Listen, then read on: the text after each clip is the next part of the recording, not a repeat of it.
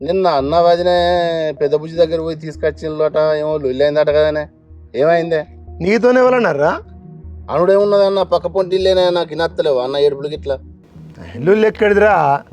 అత్త కూడా ఇద్దరు గీసులు ఆడుకున్నారట చిన్నకాంతి. ఇల్లు లేదేం లేదు అందులో. ఏంటిదిరా ఏం ముచ్చట చెప్తాను?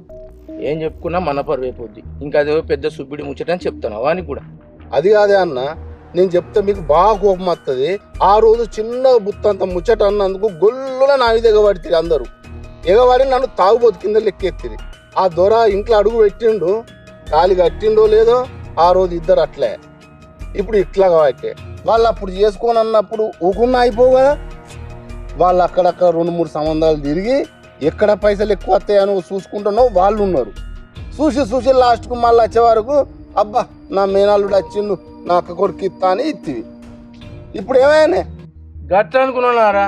మా చెల్లె కొడుకు నా ఇంట్లోడు, నా చేతుల్లో నా రెక్కల బొక్కల మెదిలినోడు, నా బిడ్డను మంచిగా చూసుకుంటాడు, మా చెల్లె ఉంటుంది, మా బావ ఉంటాడు, అందరం మా కుటుంబం అనుకున్నా. కానీ గిట్ల చేస్తారని నేను ఎందుకు అనుకున్నారా?